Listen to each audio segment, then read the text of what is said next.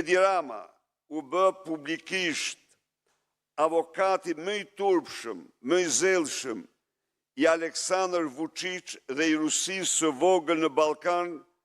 pas agresionit rus në Ukrainë, ndërkohë që Bashkimi Evropian dhe NATO vendosen sanksione ndaj Rusisë. Edi Rama kalonte nga samiti në samit duke hequr çdo mask dhe insistuar që Serbisë, padronit tij Vučić, të mos i kërkojë zbatimi sanksioneve ndaj Rusisë me argumentin absurd se Beogradi nuk mund t'i zbatojë ato, madje është më mirë të mos i kërkohet dhe të mos i zbatojë. Në tej,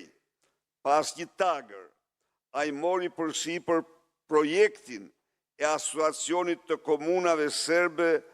i cili synonte rikthimin e shtetit serb në territore të gjëra të Kosovës dhe asgjësimin e pavarësisë saj. Edi Rama këtë projekt e mori direkt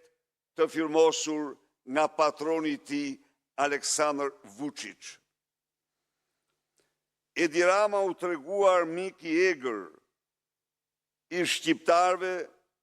i Kosovës, mbasi ai do ishte i pari në Europë që propozoi dhe vendosi sanksione ndaj qeverisë dhe Republikës Kosovës, duke deklaruar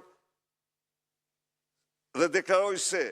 veriu i Kosovës është toka e askujt dhe se Kosova rrezikonte të kthehej në kohën e bronzit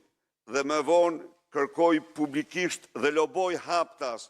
për mosheqjen e vizave për shqiptarët e Kosovës nga Bashkimi Evropian dhe kjo edhe pasi vendimi ishte marrë.